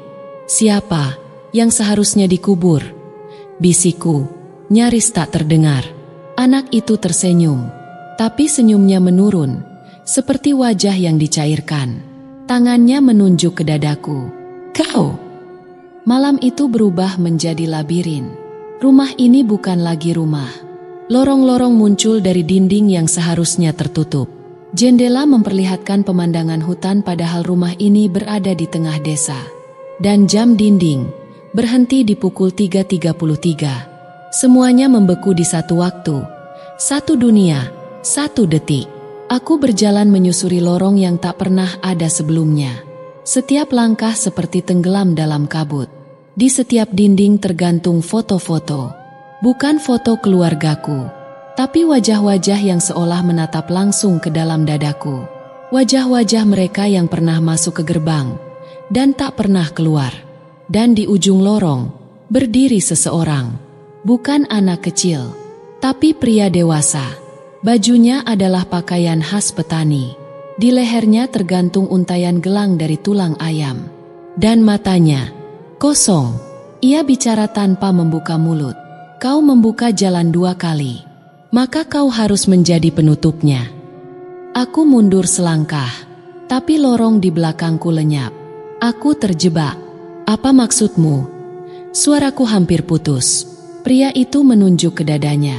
"Seseorang harus tinggal, atau gerbang akan terus mencari." Dan dari balik tubuhnya, muncul gerbang itu lagi. Kali ini tidak berupa kabut, tapi gerbang kayu besar, dengan simbol aneh di atasnya. Seperti pintu tua dari dunia yang tidak mengenal waktu. Di balik celahnya, bayangan anak-anak itu berkumpul, menunggu. Dan yang paling mengerikan, mereka tidak memanggilku. Mereka memanggil anak yang telah kubebaskan. Anak perempuan dengan gaun putih, yang dulu memilih pulang untukku. Wajahnya muncul dari balik kabut. Ia tampak bingung, tak mengerti mengapa ia kembali ke tempat ini. Aku berteriak, "Bukan dia, jangan tarik dia lagi. Aku yang harusnya di sana." Tapi bayangan-bayangan itu sudah mulai merayap ke arah anak perempuan itu. Tangannya gemetar, matanya mencari aku, seperti seseorang yang tak mengerti mengapa dunia begitu kejam padanya setelah ia berkorban. Aku menjerit, aku berlari, tapi jarak itu tak kunjung dekat. Setiap langkahku membuatku semakin jauh, semakin tertinggal. Lalu, suara perempuan tua di bawah pohon randu terngiang lagi di kepalaku. Gerbang tidak butuh kunci, gerbang hanya butuh korban. Dan tiba-tiba aku mengerti, gerbang itu akan terus terbuka selama belum ada yang menggantikan anak-anak yang dikurung. Aku berhenti berlari. Aku berdiri di tengah kabut itu, dan aku berkata pelan, "Ambil aku, biarkan dia pergi." Seketika, kabut menjadi tenang. Bayangan-bayangan itu berhenti, dan anak perempuan itu memudar, seperti asap yang kembali menjadi langit. Ia pergi, tapi aku tetap di sini. Lalu, segalanya hening. Rumah itu kembali, lorong itu menghilang, dan aku berdiri sendirian di tengah ruang tamu dengan pintu depan yang tertutup rapat. Jam di dinding berdetak kembali. Pukul 3.34. 1 menit setelah semua berakhir, atau baru saja dimulai. Aku berdiri di tengah rumah, seluruh tubuhku gemetar, bukan karena dingin, tapi karena hampa. Hening menyelimuti setiap sudut. Tidak ada suara jangkrik, tidak ada detak nyamuk, tidak ada desir angin. Seolah seluruh dunia berhenti, hanya untuk menyaksikanku berubah menjadi sesuatu yang bukan lagi manusia biasa. Aku mengangkat tanganku, tapi terasa asing. Kulitku masih sama, namun rasanya bukan kulitku. Suhu tubuhku tetap hangat, tapi denyut nadi di pergelangan tanganku nyaris tak terasa. Saat berjalan ke depan cermin di kamar, aku menatap diriku sendiri. Namun pantulan di balik kaca itu bukan aku. Mataku lebih gelap, senyumku samar tapi menusuk, dan bayangan di belakangku bukan milikku. Ada anak kecil berdiri diam di sana. Pagi harinya, aku terbangun di depan rumah. Ya, tertidur di luar, di tanah. Dan anehnya, seluruh warga desa berdiri membentuk setengah lingkaran menghadapku. Wajah mereka kosong, tapi matanya penuh tahu. Seseorang melangkah maju, lelaki tua dengan topi anyaman dan sorban kecil di pundak. "Gerbang telah memilih," katanya pelan. Aku masih duduk di tanah, belum mengerti apa maksudnya. "Mulai hari ini, kau tidak bisa pergi." "Apa maksud kalian? Bukankah aku sudah?" "Kau belum selesai," potongnya. "Gerbang bukan untuk ditutup, tapi untuk dijaga." "Dek," aku menggeleng. "Tidak, aku hanya ingin hidup tenang. Aku ke desa ini karena ingin memperbaiki hidup." Orang-orang itu diam, tapi mata mereka tidak. "Justru karena itulah kau dipilih," ujar lelaki tua itu. "Orang yang datang karena ingin sesuatu akan diberi segalanya, tapi yang diberi segalanya harus rela kehilangan dirinya." Aku menatap mereka satu persatu. Wajah-wajah yang dulu tampak ramah kini terlihat seperti wajah-wajah penunggu. Mereka bukan warga biasa. Atau mungkin dulu iya, tapi kini mereka semua bagian dari siklus. Salah satu dari mereka, seorang perempuan muda, melangkah ke arahku dan menaruh sesuatu di tanganku. "Kunci tua. Ini untuk pintu belakang rumahmu," katanya. "Tapi aku tidak punya pintu belakang. Sekarang kau punya." Malam itu aku mencoba melupakan semuanya. Tapi seperti biasa, rumah ini tidak membiarkan siapapun tidur. Jam terus berdetak, kini tak lagi terhenti. Tapi anehnya, jarum jam berjalan mundur setiap lewat tengah malam. Aku beranjak dari tempat tidur dan menuju ke dapur. Dan benar, ada pintu kayu kecil yang muncul entah dari mana, tepat di balik lemari tua. Dengan tangan gemetar, aku masukkan kunci tua itu. Klik, pintu terbuka. Dan di baliknya, ada anak kecil yang sama seperti yang kulihat di cermin. Wajahnya polos, tapi ia memegang sesuatu. Bola mata. Aku menjerit dan menutup pintunya cepat-cepat. Jantungku hampir pecah. Nafasku putus-putus. Tapi dari balik pintu, suara anak itu terdengar lembut. Kalau kau tidak mau melihat, maka kau akan menjadi yang dilihat. Apa artinya itu? Aku mundur, duduk di lantai. Tak tahu harus bagaimana. Tiba-tiba, dinding rumah bergetar. Bukan karena gempa, tapi karena gerbang yang dulu kubuka, kini menumbuhkan akar. Akar dari dunia lain, merambat ke dinding, menyatu dengan kayu, merasuki atap, dan tumbuh di bawah telapak kakiku. Aku mencoba lari, tapi tidak bisa. Kakiku menempel, dan dalam hening yang pekat itu, aku menyadari satu hal. Aku bukan lagi aku. Keesokan harinya, aku melihat tubuhku sendiri dari luar. Ya, aku melihat tubuhku dari luar. Seolah ada dua dari aku. Satu masih berjalan, makan, berinteraksi, dan satu lagi mengawasi dari balik bayangan. Aku bicara kepada diriku sendiri di cermin. Siapa kau? Dan pantulan itu menjawab, tanpa suara, tapi dengan jelas. Aku adalah bayaran untuk keinginanmu. Kata pantulan itu, meski bibirnya tidak bergerak. Aku mundur satu langkah dari cermin. Tapi pantulan itu tidak ikut mundur. Ia tetap berdiri tegak. Matanya mengunci pandanganku. Senyum itu samar, namun menyimpan niat. Senyum seseorang yang tahu bahwa ia baru saja mengambil tempatku. Siapa? Siapa sebenarnya kau? Suaraku nyaris patah. Pantulan itu mengangkat tangan, perlahan. Tangannya menyentuh kaca dari balik sana. Lalu, tanganku ikut terangkat. Tapi aku tidak menyuruhnya. Aku menoleh ke tangan kiriku. Tetap diam, tapi di cermin, tangan kiriku bergerak sendiri, menyentuh sisi kaca yang sama. Seolah tubuhku di sana sudah tidak sepenuhnya milikku lagi. Lalu ia bicara, kali ini dengan suara yang nyaring. Kau pikir pesugihan cuma tentang uang? Pesugihan bukan soal memperkaya diri, tapi soal siapa yang kau izinkan untuk mengambil alih bagian dari hidupmu, demi apa yang kau mau. Aku menggigil. Dan kalimat berikutnya membuat jantungku seperti dihentakkan ke dasar bumi. Namamu sudah dicoret dari dunia ini. Hari-hari berikutnya, aku hidup dalam semacam tirai. Segalanya seperti nyata, tapi juga tidak. Aku bisa makan, berjalan, bahkan menyapa warga. Tapi semuanya terasa seperti peran yang sedang dimainkan oleh orang lain di tubuhku. Bahkan ketika aku bercermin pun, bayanganku kadang tidak muncul, kadang malah muncul lebih dari satu. Dan yang lebih menyeramkan, semakin lama aku di rumah ini, aku mulai lupa siapa aku dulu. Nama lengkapku? Kabur. Alamat lama? Orang tua? Aku tak ingat wajah mereka. Seolah hidup yang dulu sengaja dihapus. Suatu malam, aku tak bisa tidur. Jam terus bergerak mundur. Seperti biasa, aku memutuskan duduk di teras. Aneh, karena udara malam ini hangat, terlalu hangat. Langit tanpa bintang, tapi ada cahaya redup di ujung pekarangan, di dekat pohon randu. Seseorang berdiri di sana, bukan orang dewasa, anak laki-laki, yang sama seperti malam gerbang itu hampir terbuka. Tapi kini, ia lebih tua, matanya cekung, suaranya lebih dalam. Kau belum menyerahkan semuanya, katanya. Aku bangkit. Aku sudah tinggalkan semuanya.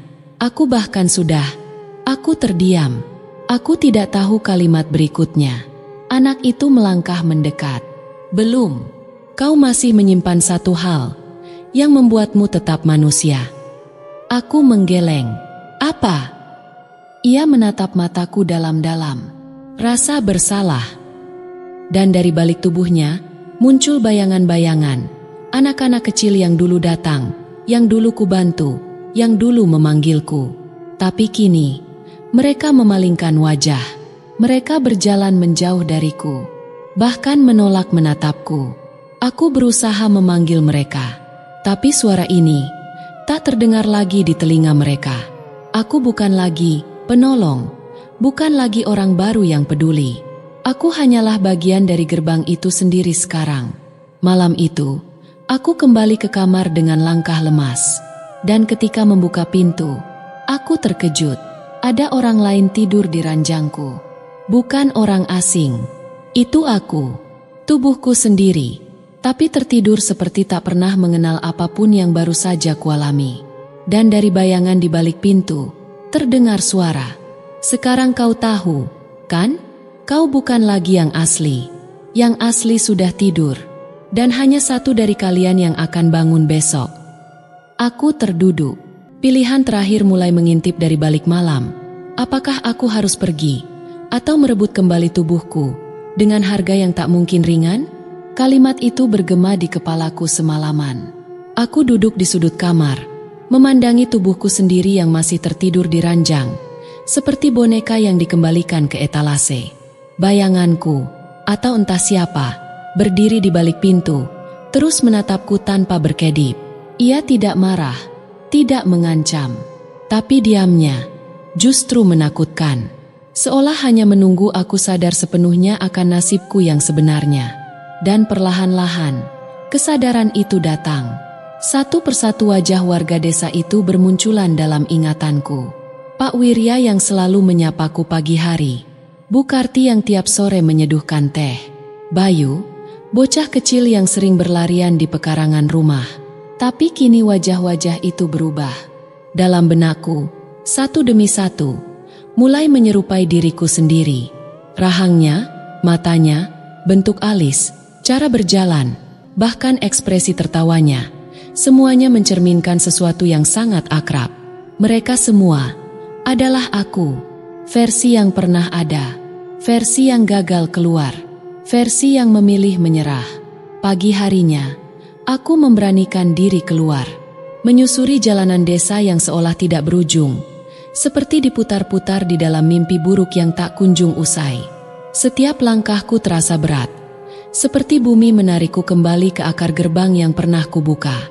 Aku mencoba menyapa Pak Wirya.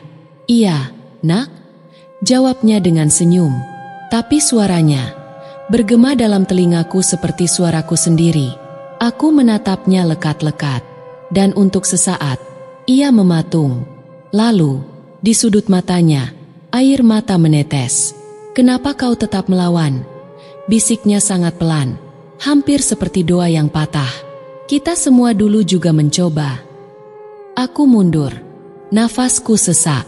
"Pak, siapa aku sebenarnya?" tanyaku gemetar. Ia tidak menjawab, tapi kemudian menunjuk ke sebuah tempat yang belum pernah kulihat. Bangunan kecil di ujung kebun, beratap rendah dan berdinding bilik. "Kalau kau masih ingin tahu, masuklah ke sana. Tapi setelah itu, kau tidak akan pernah bisa keluar sebagai orang yang sama." Siang itu, aku mendekati bangunan tersebut. Tidak ada pintu, hanya tirai kain kusam yang bergoyang diterpa angin yang terasa, seperti nafas dari dunia lain. Aku melangkah masuk. Gelap. Satu-satunya penerangan adalah cahaya samar dari lubang kecil di atap. Jatuh tepat ke sebuah cermin bulat di tengah ruangan. Aku berjalan pelan. Saat aku menatap cermin itu, aku tak melihat bayanganku seperti biasa. Aku melihat banyak aku, berlapis-lapis. Ada aku yang mengenakan jas rapi, menangis di meja kerja. Ada aku yang berlumuran lumpur, meringkuk di pojok gang. Ada aku yang memeluk foto seseorang yang tak lagi kuingat. Dan semuanya menatap balik ke arahku. Lalu satu suara terdengar dari balik cermin. Suara yang berat dan bergema. Pesugihan bukan soal uang, tapi soal siapa yang paling tega meninggalkan dirinya sendiri demi sesuatu yang ia kejar. Aku tak mampu berdiri tegak. Cermin itu bergetar, dan bayangan-bayangan itu mulai bicara bersamaan. "Kami semua pernah jadi kau. Kau hanya kelanjutan dari kami." Saat aku berbalik dan keluar dari bangunan itu, desa tampak berbeda. Langit tak lagi biru, tapi kelabu. Pohon-pohon mulai layu, rumah-rumah memudar, dan semua warga desa kini berdiri di tengah lapangan, menatapku. Tapi bukan hanya dengan satu pasang mata. Setiap wajah mereka memantulkan serpihan wajahku yang berbeda. Seseorang dari antara mereka melangkah maju. Ia tampak paling tua, paling rusak, paling sendu. Tapi suaranya, aku mengenalnya. Kalau kau masih mau kembali, hanya satu jalan. Kau harus menghapus dirimu sendiri dari semua versi yang pernah ada. Dan hanya menyisakan satu. Tapi, kau harus siap kehilangan segalanya. Termasuk dirimu yang sekarang. Aku mengatupkan mulut. Punggungku gemetar. Tapi dalam diamku, aku tahu, waktuku hampir habis. Aku harus memilih, atau jadi bagian dari bayangan selamanya. Langit di atas desa sudah tak lagi bergerak. Matahari seperti beku, menggantung di langit kelabu tanpa panas. Angin tidak bertiup, bahkan burung dan jangkrik berhenti bersuara. Aku berjalan menyusuri lorong di antara warga yang berdiri diam bagai patung. Mereka menunduk, tapi aku tahu mereka mengawasi, entah dengan mata, atau sesuatu yang lebih dalam dari itu. Langkahku membawaku ke rumah tua di ujung desa, tempat yang dulu seperti tak terlihat, kini memanggil dengan kekuatan aneh. Rumah ini berbeda, lebih besar, lebih tua dari yang lain. Atapnya hampir roboh, tapi tiangnya masih kokoh berdiri, seolah seluruh desa dibangun mengelilinginya. Pintu rumah itu terbuka sedikit. Ruang pemisah menungguku. Begitu aku masuk, udara berubah. Tidak dingin, tidak panas, tapi seperti disedot dari seluruh tubuhku. Suasana dalam rumah itu hening, namun penuh bisikan. Aku tak bisa menangkap kata-katanya, tapi aku tahu bisikan itu menyebut namaku. Ratusan kali, 1000 kali, dari masa lalu dan masa depan. Di tengah ruangan, ada lingkaran batu yang mengelilingi sebuah kursi kayu tua. Di atasnya duduk seorang pria. Wajahnya tak terlihat jelas, tertutup kain putih tipis. Tapi aku bisa merasakan kehadirannya seperti api yang membakar pelan-pelan kulitku dari dalam. Ia bicara tanpa suara. Kau datang untuk memilih. Aku mengangguk, meski lututku hampir roboh. Siapa dirimu sebenarnya? Tanyaku akhirnya. Ia tidak menjawab, tapi kemudian ia berdiri, membuang kain dari wajahnya. Dan yang kulihat adalah diriku sendiri, tapi versi yang lebih tua, lebih letih. Matanya keriput, penuh luka dan ingatan yang tak bisa ditutup. Ia menatapku seperti seseorang yang sudah terlalu lama menunggu. Aku adalah kau, yang dulu pernah memilih, dan gagal. Aku terdiam. Aku penjaga, bukan karena aku ditugaskan, tapi karena aku tidak pernah sanggup meninggalkan tempat ini. Aku adalah versi yang memutuskan untuk tidak memilih siapapun, dan terjebak sebagai penunggu jalan bagi mereka yang datang sesudahku. Ia menunjuk ke belakangku.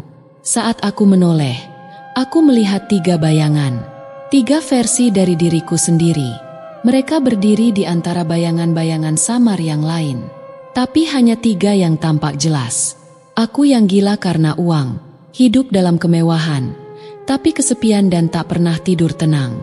Aku yang meninggalkan semuanya, memilih jadi pertapa yang dicaci orang, tapi tak pernah menyentuh dunia lagi. Aku yang tampak biasa, hidup sederhana di desa, namun tak pernah tahu bahwa hidupnya palsu, dikuasai entitas yang kini mengendalikan tubuhku. Penjaga itu berkata, salah satu dari mereka akan hidup, tapi kau harus menghapus 2 lainnya, bukan hanya dari desa ini, tapi dari seluruh kemungkinan semesta.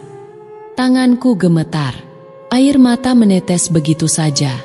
Kenapa semua ini harus aku pilih sendiri? Ia menatapku dengan lirih, karena kaulah yang membuka gerbang itu. Kau juga yang harus menutupnya. Aku berjalan ke tengah lingkaran. Ketiga diriku berdiri menatapku. Tak satu pun bicara, tapi aku bisa merasakan getaran dari setiap pilihan. Kekuasaan dengan kesepian, kebebasan dengan keterasingan, kedamaian yang palsu. Hatiku bergetar. Pilihan ini bukan hanya tentang siapa yang akan hidup, tapi tentang nilai dari hidup itu sendiri. Aku menutup mata, dan dalam diamku, aku memilih. Langit di atas rumah itu mulai retak. Suara gemuruh terdengar seperti napas terakhir dari dunia yang hampir punah. dan penjaga itu tersenyum pahit. Kau memilih yang tidak pernah kupilih dulu. Mungkin kau akan hidup dengan cara yang lebih jujur dariku. Saat aku membuka mata, semua hilang. Rumah itu tak ada, lingkaran batu lenyap, dan aku berdiri di tengah ladang yang terang. Sendiri, tapi kali ini aku tahu siapa diriku. Aku berdiri di tengah ladang luas yang tidak kukenali. Rumput hijau menjulur hingga lutut, dan angin bertiup lembut, membawa aroma basah dari tanah yang baru tersiram hujan. Tapi anehnya, tak ada bekas hujan dimanapun. Tanganku bergetar saat ku sentuh wajahku sendiri. Berbeda, kulitku lebih halus. Tak ada bekas luka yang dulu biasa kulihat di cermin. Rambutku lebih panjang. Aku menyentuh dada, napasku tenang. Tapi ada sesuatu yang lain, detak jantung yang bukan hanya satu. Aku merasa hidup, tapi bukan sebagai diriku yang lama. Lalu, samar-samar, suara tawa anak kecil terdengar. Aku menoleh dan melihat seorang bocah perempuan berdiri tak jauh dari situ. Dia mengenakan gaun putih, rambutnya dikuncir dua, dan di tangannya boneka kayu kecil. "Bapak," panggilnya pelan. Aku terdiam, napasku tercekat. "Bapak, ayo pulang," lanjutnya, dan berlari kecil ke arahku. Saat ia memelukku, tubuhku gemetar hebat. Siapa dia? Siapa aku? Sekarang, rumahku yang baru ternyata berdinding bata merah, atapnya sengket, dan dipenuhi tanaman rambat di sisi jendela. Di dalamnya hangat, ada aroma makanan dari dapur, ada canda dari ruang tengah, dan di cermin dekat pintu, aku melihat diriku, orang lain, tapi dengan mata yang sama. Istriku. Aku tak tahu siapa dia, tapi wanita itu memanggilku dengan nama yang terasa aneh, tersenyum penuh kasih. "Sudah pulang? Anak-anak nunggu dari tadi." Aku hanya mengangguk dan duduk di kursi tua.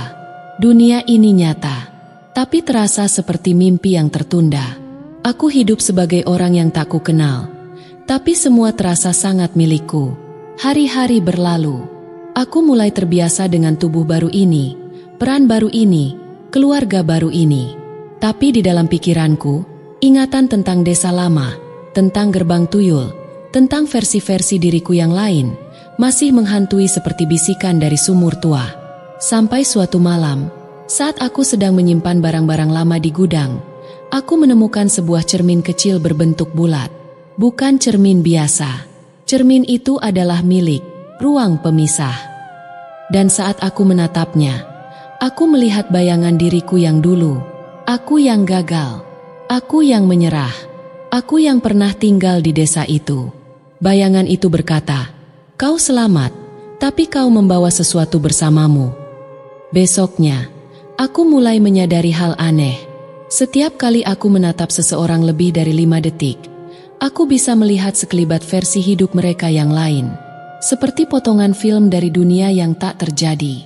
Aku melihat tetanggaku yang ramah, ternyata dalam satu versi hidupnya, pernah menjadi perampok.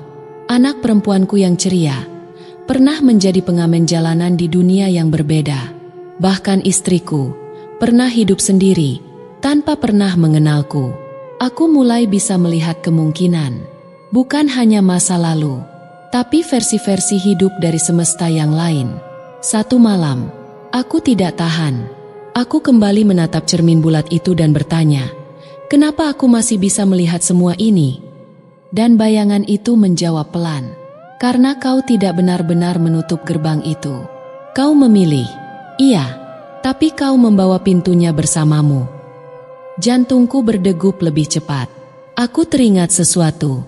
Di bawah rumah, tepat di lantai gudang, ada papan kayu yang tidak dipaku. Malam itu juga aku menggali. Tangan dan bajuku penuh tanah, tapi aku tak peduli. Setiap gesekan skop membuat hatiku makin gelisah. Sampai akhirnya aku menemukan sesuatu yang dingin dan keras.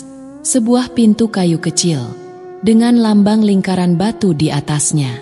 Pintu itu masih hidup, dan kali ini aku tahu, aku tidak sedang berada di akhir cerita. Aku hanya dibawa ke babak berikutnya. Tapi siapa lagi yang ikut keluar dari desa itu? Pintu kayu kecil di bawah lantai gudang itu masih hangat saat kusentuh. Tak mungkin, sebuah pintu kayu tertanam di tanah bisa mengalirkan suhu. Tapi memang itulah yang kurasakan. Seolah ia memiliki denyutnya sendiri.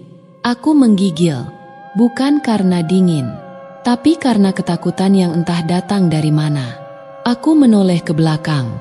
Gudang itu kosong, tapi hatiku mengatakan, aku sedang tidak sendiri.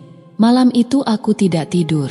Aku duduk di ruang tengah, menatap cahaya lampu yang temaram sambil menggenggam cermin kecil bulat itu. Di permukaannya yang kusam, wajahku tampak terpecah, seperti ada dua wajah di sana. Satu milikku, satunya lagi, bayangan seseorang yang tak semestinya ada. Lalu kudengar suara langkah kaki pelan-pelan turun dari lantai atas.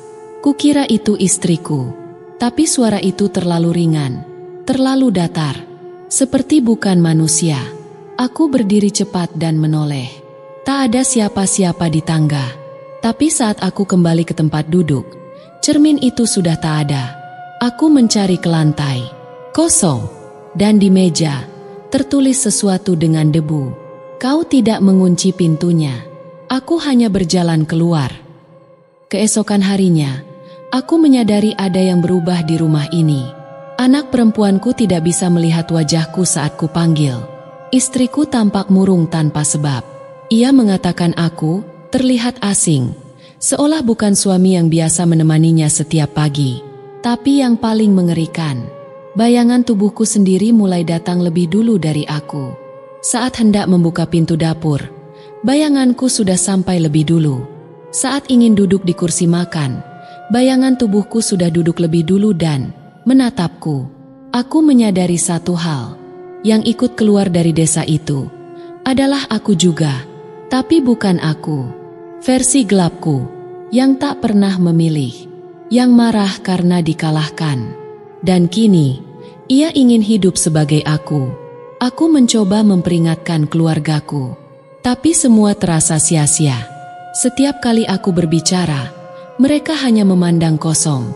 Aku berteriak, mengguncang pundak mereka, tapi mereka seperti tak benar-benar mendengarku. Mungkin karena bagi mereka, akulah bayangan itu, dan versi gelapku telah menjadi kenyataan mereka. Malam kembali datang, dan kali ini, aku mendengar suara tangis dari bawah lantai gudang. Tangisan anak kecil. Tapi bukan anakku. Bukan juga tuyul. Tangisan itu, seperti tangisanku sendiri. Aku yang sedang kehilangan semua arah dan nama. Aku tak tahan lagi. Kembali kubuka papan lantai. Kubuka pintu kayu itu. Dan kudapati tangga batu menurun ke bawah. Dingin. Gelap. Tapi aku tahu. Di sanalah jawabannya. Aku turun. Satu persatu anak tangga kutapaki, hingga kudengar suara langkah kaki di bawahku. Bukan milikku. Langkah itu naik ke arahku. Aku membeku. Lampu senter dari ponselku bergetar di tangan. Dan ketika cahaya menyorot sosok di ujung tangga, aku melihatnya. Diriku sendiri, dengan senyum samar, dengan mata yang kosong, dan ia berkata lirih, "Sudah kubilang, kita tak bisa hidup berdua, tapi aku bisa lebih dulu." Lalu ia berlari naik, melewatiku, keluar dari pintu, dan mengunci aku di bawah. Gelap, hening, aku sendirian. Atau mungkin, bukan lagi, aku. Aku memukul pintu dari dalam, berteriak, menangis, tapi tak ada yang menjawab, kecuali satu suara kecil yang berkata pelan dari dalam tanah, "Tenang, gerbang belum tertutup, dan kau belum sendirian di sini." Aku terdiam. Suara itu, pelan, namun jelas, bukan gema, bukan imajinasi. Suara itu berasal dari dalam ruangan ini, dari dalam tanah yang kupijak. Aku berjongkok perlahan, menempelkan telinga ke batu lantai yang lembab, dan saat itulah aku mendengarnya lagi. Napas berat, tersendat, lalu suara tanah yang bergerak. Aku melompat mundur. Di salah satu sudut ruangan yang gelap, Debu dan kerikil tiba-tiba berjatuhan, membentuk celah kecil. Tanganku bergerak sendiri, menggali dengan panik. Batu demi batu kulempar ke belakang, hingga akhirnya sebuah wajah muncul. Puset, tut, dengan mata cekung yang menatapku penuh harap. Aku masih hidup, katanya serak. Aku membeku. Siapa kamu? Namaku, dulu, Arya, ujarnya lemah. Aku, seperti kamu. Aku pernah membuka pintu itu juga. Tapi aku kalah. Aku menelan ludah, sulit percaya. Sudah berapa lama kamu di sini? Ia menatap ke atas, seolah menghitung waktu yang tak bisa dipastikan. Tidak tahu, tapi sudah cukup lama hingga aku lupa suara matahari. Butuh waktu dan tenaga untuk menarik Arya keluar dari lubang persembunyiannya. Ia pincang, tubuhnya ringkih, namun masih memiliki sorot tekad yang sama di matanya.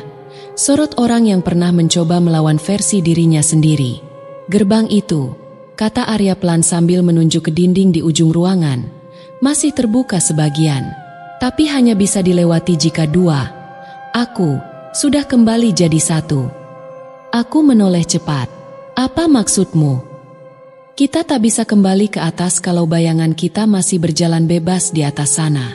Gerbang tidak akan menutup sebelum kita menyatu kembali. Aku tercekat.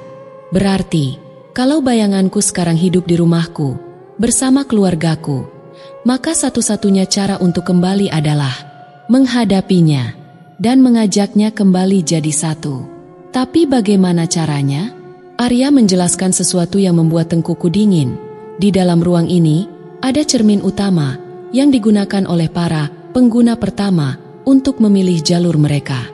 Cermin itu menyimpan jejak versi kita yang belum selesai. Jika aku bisa menemukan bayanganku di dalam pantulan itu, aku bisa berbicara langsung padanya. Bukan menaklukkan, ujar Arya, tapi menyadarkannya bahwa kalian berasal dari satu akar yang sama. Aku mengangguk pelan, walau otakku belum bisa sepenuhnya mencerna. Kami mulai menggali kembali. Arya menunjukkan dinding tempat cermin itu terkubur. Kami bekerja diam-diam, hanya ditemani suara tanah yang bergeser dan detak jantung kami yang cepat. Lalu, di balik dinding batu itu, kami menemukannya. Cermin besar berbentuk oval, terbungkus akar-akar tua yang seperti menjalar dari alam lain.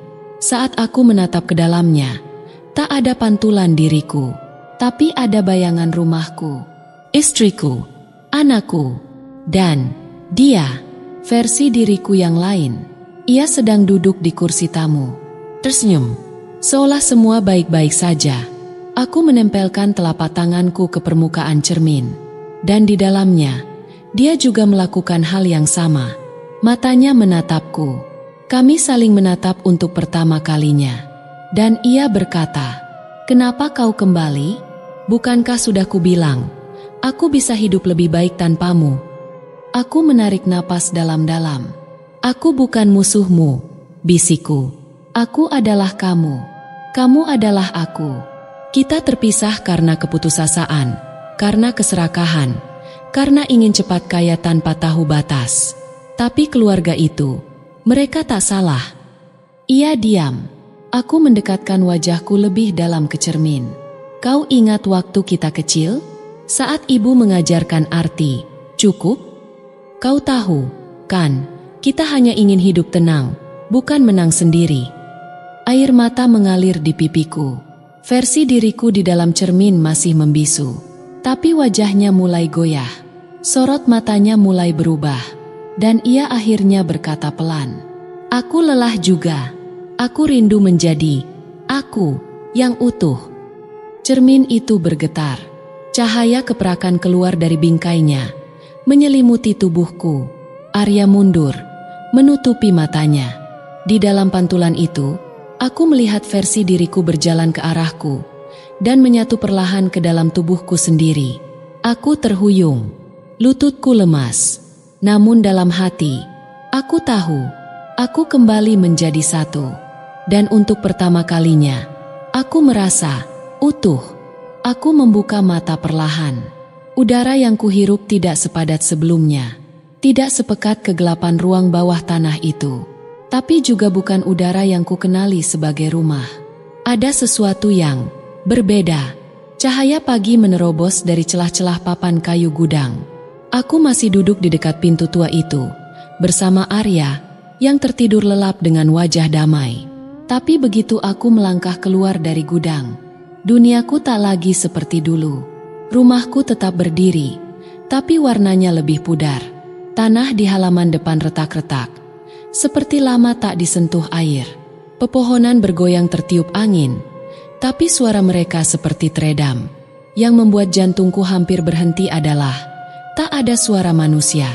Tak ada suara anak-anakku yang biasa tertawa di pagi hari. Tak ada denting sendok dari istriku di dapur. Tak ada ayam. Tak ada jangkrik. Hanya diam. Aku masuk ke dalam rumah. Kosong. Bersih. Terlalu bersih. Seperti tak pernah ditinggali. Sofa masih di tempatnya. Foto keluarga masih tergantung di dinding. Tapi saat kulihat lebih dekat, aku tak ada di dalam foto itu. Di foto pernikahan kami, hanya ada istriku sendiri. Di foto keluarga, hanya anak-anak dan pria asing berdiri menggantikan posisiku. Tubuhku menggigil. Apakah aku benar-benar kembali ke dunia yang sama? Arya muncul dari balik pintu, berjalan pelan. Ia menatap sekeliling dengan mata yang juga menyimpan kebingungan yang sama. Ini bukan dunia kita, katanya pelan. Kita memang berhasil keluar, tapi bukan ke tempat yang dulu. Aku memejamkan mata, menahan napas. Terlalu banyak pertanyaan dalam kepalaku. Apakah ini realita yang bergeser? Apakah kita datang terlalu terlambat? Atau apakah versi gelapku sudah mengubah segalanya sebelum aku sempat menyatu kembali? Arya menatapku, penuh simpati. Gerbang itu tidak hanya membuka jalur kebayangan, tapi juga ke kemungkinan. Mungkin saja kita tidak kembali ke waktu yang sama. Atau mungkin dunia menolak keberadaan dua versi dari satu jiwa. Aku terduduk di kursi. Yang paling menyesakkan adalah perasaan ini. Aku di rumah, tapi bukan di rumah. Aku ada, tapi tak lagi dikenali. Dan yang lebih memilukan, aku tak tahu harus bagaimana. Beberapa hari berlalu. Aku mencoba menyapa tetangga. Mereka hanya menatapku heran, seolah aku pendatang baru. Mereka menyapaku sopan, tapi tak satu pun dari mereka menyebut namaku. Bahkan kepala desa pun memperkenalkan diri seperti belum pernah bertemu sebelumnya. Semua nama tetap, jalan tetap, tapi aku adalah satu-satunya yang berubah. Arya mengajakku bicara di tepi sawah pada sore hari. Aku pernah baca catatan tua dari penduduk lama. Katanya, jika seseorang terlalu dalam terlibat dengan dunia gerbang, ia bisa tergelincir ke semacam versi lain dari kenyataan. Dunia yang hampir sama, tapi tidak sepenuhnya. Aku menoleh. Lalu, apa yang bisa kita lakukan? Arya hanya tersenyum kecil. Mungkin tidak banyak, tapi setidaknya kita tahu siapa kita sebenarnya. Kita masih bisa hidup, walau bukan sebagai kita yang dulu. Mungkin itulah harga dari memilih keluar dan menghadapi diri sendiri. Aku menunduk. Semua ini karena satu keputusan. Karena dulu aku ingin kaya secara instan. Karena aku membuka pintu yang tak semestinya. Karena aku membiarkan bayanganku keluar sebelum aku benar-benar siap menanggungnya. Dan kini, aku harus belajar memulai dari awal. Di dunia yang tidak mengenalku. Malam itu, aku berdiri di depan rumah, memandang bulan yang tak berubah. Tanganku meraba dada. Aku masih di sini. Meski semuanya asing, tapi aku masih punya satu hal, kesempatan. Kesempatan untuk memilih jalan baru. Tanpa pesugihan, tanpa kegelapan, tanpa bayangan. Dan entah kenapa, aku percaya, mungkin suatu hari, mereka akan mengenaliku kembali. Atau, mungkin aku akan mulai mengenali diriku sendiri dengan lebih utuh dari sebelumnya. Aku duduk di beranda, ditemani angin malam yang terasa asing namun tak lagi menakutkan. Di tangan kiriku, secangkir teh yang sudah dingin. Dan di dada, sesuatu yang pelan-pelan terasa tenang, meski masih belum tuntas. Tiba-tiba, Pintu pagar berbunyi. Aku bangkit. Tak ada yang tampak dari kejauhan. Tapi di bawah daun pisang yang tumbuh di pinggir pagar kayu itu, ada amplop kecil berwarna kecoklatan. Aku menoleh ke kiri dan kanan. Tak ada siapapun. Hening. Tapi surat itu jelas-jelas ada di sana. Perlahan, aku memungutnya. Tidak ada nama pengirim. Tidak ada perangko. Hanya satu tulisan di bagian depan. Untuk Ayah, jika kau masih mendengarku. Tanganku gemetar. Aku buru-buru masuk ke dalam rumah dan membuka amplop itu. Kertasnya tipis, sedikit buram, ditulis dengan pensil. Tapi tulisannya, aku hafal betul. Tulisan tangan anakku. Dara, aku tahu ini aneh, Ayah, tapi setiap malam, aku bermimpi tentang Ayah. Ayah berdiri di depan rumah, tapi kami tidak bisa melihatmu. Kami hanya bisa merasa Ayah masih ada di sekitar. Ibu sering duduk sendiri di dapur, memandangi kursi kosong Ayah. Dia tidak bilang apa-apa, tapi aku tahu dia juga merasa Ayah belum benar-benar pergi. Jadi kalau surat ini sampai ke tangan Ayah, tolong, balas kami, walau cuma sekali. Kami masih percaya. Dadaku sesak membaca kata-kata itu. Jadi, mereka memang masih ada. Mereka masih hidup, hanya saja di lapisan dunia yang tak lagi sama. Atau mungkinkah ini bukan dunia alternatif, tapi versi realita yang terpatah karena aku sendiri yang memecahnya? Aku memejamkan mata, mencoba mengingat semuanya. Momen saat gerbang dibuka, saat aku menyatu kembali, saat keluar dari bawah rumah itu. Apakah ada celah? Apakah proses penyatuan itu tidak utuh? Dan kemudian satu ide gila muncul di kepalaku. Jika surat ini bisa sampai padaku, maka mungkin aku juga bisa mengirim surat kembali. Aku segera mengambil kertas kosong. Tanganku gemetar saat mulai menulis. Dara, ini Ayah. Ayah di sini. Masih mendengar, masih melihat. Tapi kami terpisah. Bukan karena Ayah pergi, tapi karena Ayah sempat hilang. Maafkan Ayah, karena membuka pintu yang tidak seharusnya. Tapi kalau kau bisa membaca ini, berarti masih ada jembatan di antara kita. Jangan takut, Ayah akan mencari cara untuk kembali. Kupeluk surat itu lama, sebelum kumasukkan ke dalam amplop. Tapi pertanyaannya, bagaimana cara mengirimnya? Arya menyarankan untuk meletakkannya di tempat yang sama, dekat pohon pisang, di malam hari, saat angin diam dan bulan tak terlihat. Gerbang tidak hanya berupa pintu besar, kata Arya. Kadang, harapan sendiri bisa jadi portal, terutama jika disertai niat yang jujur. Malam itu, aku melakukannya. Kutaruh surat itu di tanah, menaruh batu kecil di atasnya, lalu kuucapkan lirih. Tolong, jika masih ada jalan, sampaikan ini. Pagi harinya, surat itu sudah hilang. Aku menunggu, hari demi hari. Tak ada tanda, tapi hatiku tak mengizinkan rasa putus asa kembali. Ada sesuatu dalam diriku yang mulai tumbuh, bukan lagi bayangan, bukan lagi ketakutan, tapi harapan. Dan tepat seminggu setelahnya, di pagi yang redup, Dara muncul di depan pagar. Matanya sedikit sembab. Ia berjalan perlahan, dengan langkah penuh ragu. Tapi begitu ia menatapku, aku tahu, ia melihatku. Ayah, bisiknya pelan, seolah takut itu cuma ilusi. Aku mengangguk. Iya, nak, Ayah di sini. Ia menatapku lekat-lekat, lalu menangis. Aku bisa dengar Ayah sekarang. Dan dunia yang selama ini terasa seperti potongan-potongan pecah, mulai menyatu kembali. Dara menangis dalam pelukanku. Tangisnya bukan karena takut, tapi karena lega. Mungkin karena setelah sekian lama hanya bisa merasakan kehadiranku sebagai angin yang lewat atau mimpi yang kabur, kini aku benar-benar ada. Tangannya meraba wajahku, seolah memastikan bahwa aku tidak hanya bayangan yang datang dan pergi. Semua orang mengira Ayah menghilang, bisiknya pelan. Tapi aku tahu, aku selalu tahu Ayah belum benar-benar pergi. Aku menatap langit. Matahari masih di sana, tapi dunia di sekelilingku perlahan seperti menyesuaikan. Udara lebih hangat. Suara ayam mulai terdengar lagi di kejauhan. Bahkan rumput di halaman rumah yang sempat gersang mulai tumbuh hijau. Seolah alam pun merestui kembaliku. Arya berdiri di belakang, menyaksikan semua ini dengan senyum penuh pengertian.